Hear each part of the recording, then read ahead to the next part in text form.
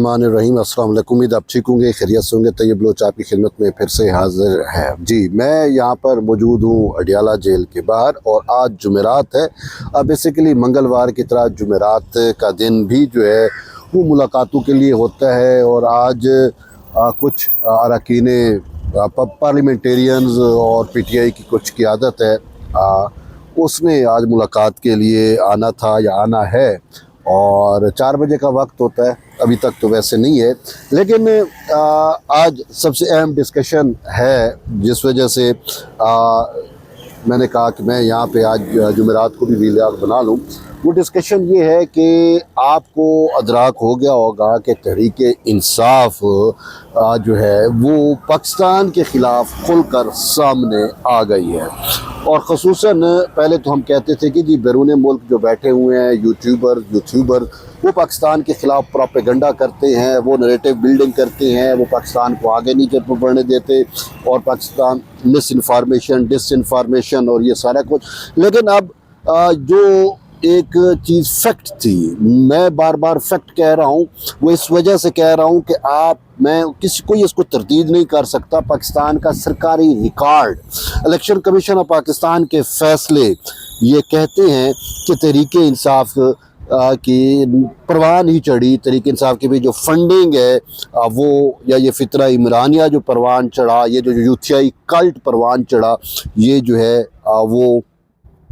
यहूद व हनूद की फंडिंग से चला। फ़ॉरेन फंडिंग केस का मैं अगर हवाला दूँ तो आप इज़िली अंडरस्टैंड कर सकते हैं कि फ़ॉरेन फंडिंग केस के अंदर ये चीज़ तयशुद हो गई कि बानी PTI को, इमरान ख़ान को, उसकी पार्टी को, उसकी जमात को किस तरीके से भारत और इसराइल से फंडिंग आती रही है। ये किसी ढका छुपा नहीं है। तो ये चीज़ें तो अलग ऐलान हैं, लेकिन वक्फे से वो गठजोड़ बार बार हमारे सामने आता है और अब वो गठजोड़ तो बिल्कुल अयां होके आ चुका है। ख़ुसूसन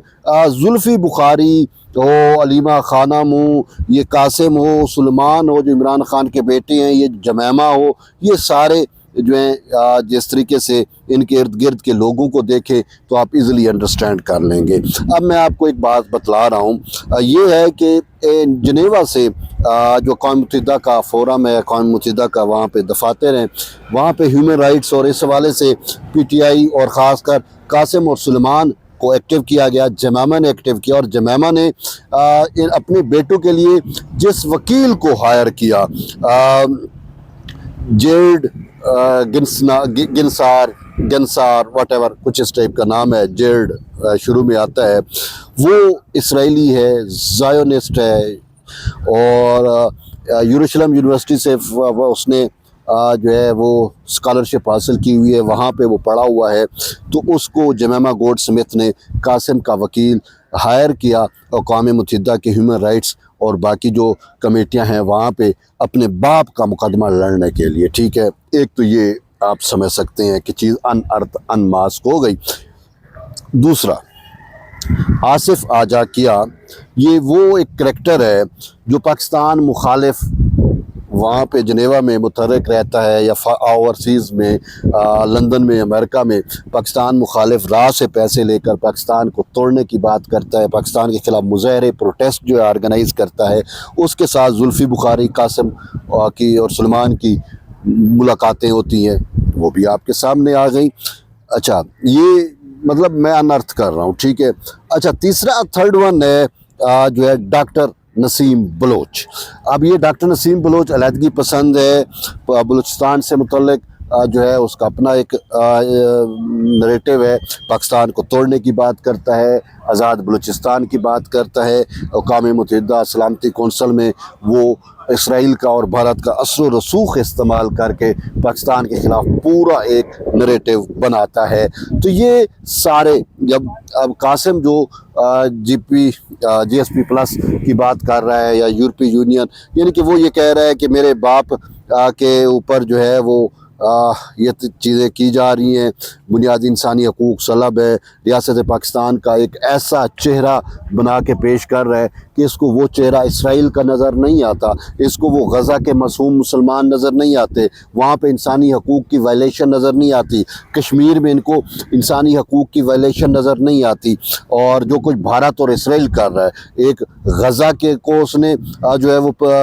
سب سے بڑی پرزنر کیمپ بنا چکا ہے، یا سب سے بڑی انسانی جیل میں کنورٹ کر چکا ہے، اور دوسرا بھارت جو ہے وہ مقبوضہ کشمیر کو جو ہے مقبوضہ ویلی کو جو ہے اس نے انسانی جیل میں ڈیورٹ کر دیا ہے، کنورٹ کر دیا ہے، بڑی جو ہے ہیومن پریزن آپ اسے کہہ سکتے ہیں ویلی کو۔ تو ان کو وہاں پہ انسانی حقوق یاد نہیں آتے،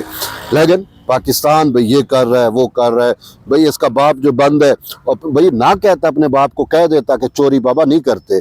ٹھیک ہے، باپ نے چوری کی ہے سزا تو بھگتنی ہے، باپ نے جو کچھ کیا ہے تو اس کو جو کچھ آپ کرتے ہو اس کا خمیازہ تو آپ کو بھگتنا پڑتا ہے نا،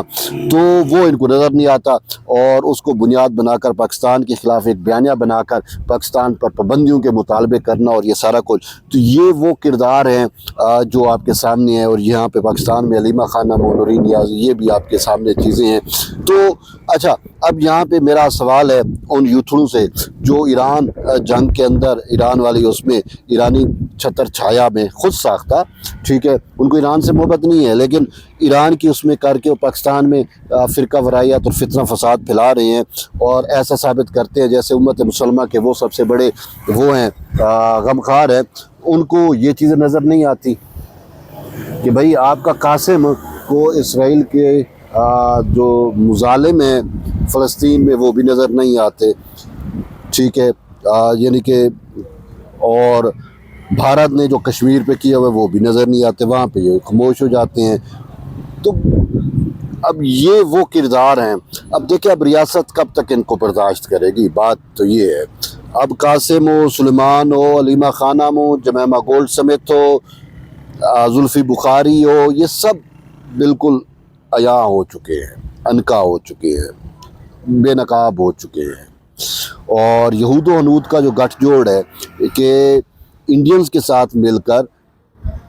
جب پوری دیکھیں، اب قاسم کو پوری اسٹیٹ سپورٹ نہیں کر رہی، انڈیا اس کو سپورٹ کر رہا ہے نا، اقوام متحدہ میں انڈیا اپنا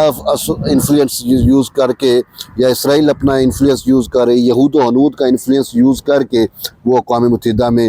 یہاں تک پہنچے ہیں، اور پاکستان کے خلاف ایک بیانیہ بنا رہے ہیں۔ پاکستان کے خلاف کون ہے؟ یا انڈیا ہے یا اسرائیل ہے، اور یہ ان دونوں کا ایک جو گٹھ جوڑ ہے وہ آپ کو اس صورت میں بے نقاب نظر آتا ہے کہ قاسم کے ساتھ نسیم بلوچ بیٹھتا ہے، یا قاسم کی آصف نجاکیہ کے ساتھ ملاقات ہوتی ہے، اور وہ سارا کچھ، تو یہ مطلب ہے را اور موساد کا جو ایک گٹھ جوڑ ہے، جو ہندتوا اور زائونزم کا جو گٹھ جوڑ ہے، وہ گٹھ جوڑ آپ کو اب بالکل سامنے نظر آ چکا ہے۔ اب انہوں نے اپنی تمام کو ایکٹیویٹ کر دیا ہے اگینسٹ پاکستان۔ تو بہرحال یہ ایک اہم ویلاگ ہے، اور آپ اپنا فیڈ بیک ضرور دیں۔ یہ چند فیکٹس تھے، چند چیزیں تھیں، میں نے کہا آپ کے سامنے رکھوں، تو بہرحال آپ کے فیڈ بیک کا انتظار رہے گا۔ ملتے ہیں ایک نئی ویڈیو میں، تب تک اجازت دیں، اللہ حافظ۔